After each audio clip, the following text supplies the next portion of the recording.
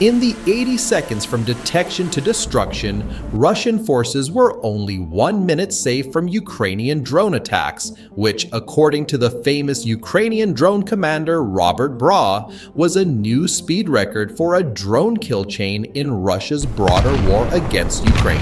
And this means that Ukrainian drones pose an increasing threat to Russian vehicles and infantry on a key battlefield. The latest drone strike took place in the Karen region of southern Ukraine, on the east side of a settlement on the left bank of the Dnipro River, largely controlled by Russia.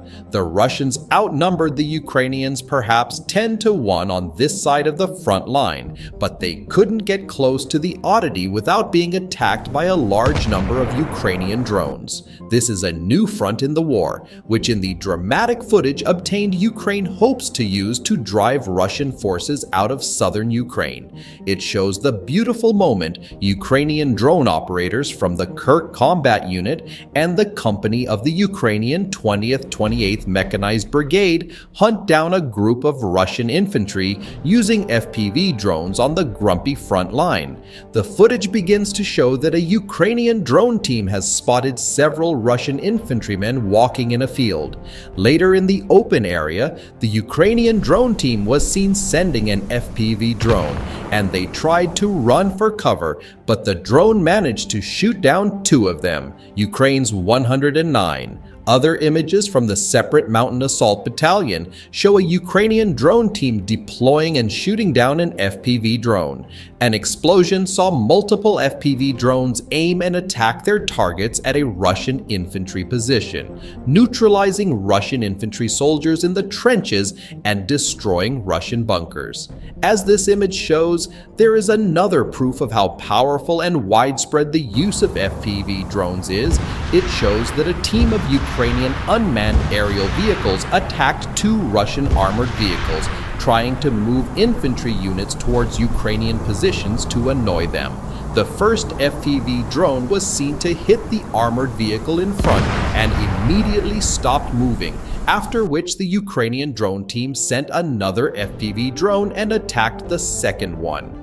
Due to the impact, the vehicle's control was damaged and it was seen to continue accelerating for meters until it fell into a small forest area.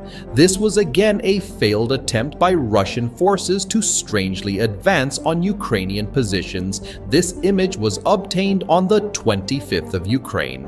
It is not without reason that Russian troops from the Airborne Brigade have installed radio signal decoders on all vehicles. Theoretically, the jammer should block radio signals between the FPV drone and its operator, thereby removing the drone from its route. But the problem is the jammers of the Russian troops. The first generation of battlefield jammers does not work. RP-377 has largely failed to stop FPV drones. Now the second generation VOR jammers are also failing.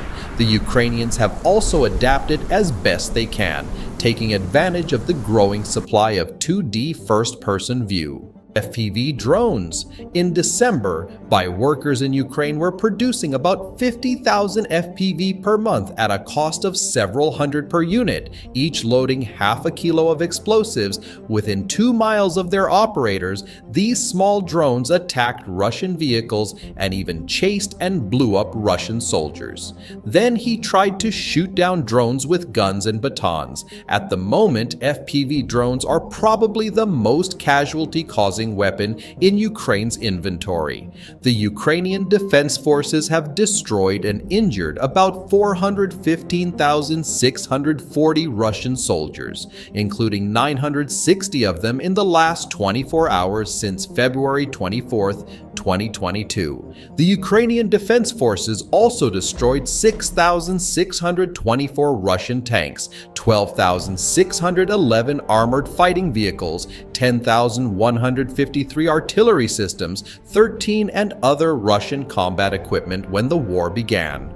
The General Staff of the Armed Forces of Ukraine said this in a post on Facebook. Ukini reported that Russia, on the other hand, gathered a large Ukrainian official, Ilya Ilos, a spokeswoman for the operational group overseeing the Eastern Front Line, said that Russian troops are focusing their efforts on carrying out strong attacks in the Donetsk region. Dekeb, the main strategic city to the west of Bakhmut, which fell into the hands of Moscow in May last year, and Russian troops hoping to advance towards Kostantanka-Kror and Sloviansk as the war entered its third year, hit many Ukrainian defensive positions and mobilized a large army to surrender. Although the progress made by Russia is small, slow, and expensive, there are a large number of artillery and troops to penetrate the defense line at the target points. Ukraine does not have enough reserves, and artillery shells are very insufficient due to the provision of military assistance from Western Metra. Dutch Prime Minister Mark Rutte and Ukrainian President Volodymyr Zelensky signed a bilateral security agreement during their visit to the Kari region of eastern Ukraine on Friday, which includes military aid from the Netherlands amounting to 2 billion euros, 2.2 billion euros this year, and further defense assistance this year. More defense assistance over the year, and the region. Zelensky wrote in X that the agreement prioritizes the naval capability and long-range provision of air defense artillery, with a special emphasis on strengthening the Ukrainian Air Force. 17. A spokesman for the Separate Tank Brigade of Ukraine, although limited, said, sources Ukrainian troops, although he reported that the troops in the field could not respond to the same weapons, he tried to adjust their defense as much as possible according to changing Russian tactics. And the commander of the tank company, like Russia, said that the personnel working in the direction of Bakhmut really can feel a higher firing intensity. They can fire 50 shots when we can fire 10 shots. They have advantages over us in terms of ammunition. This is undeniable, and there is also an advantage from the point of view of the Workers' Party. He said only about his own views. Dmytro is the first name for security reasons.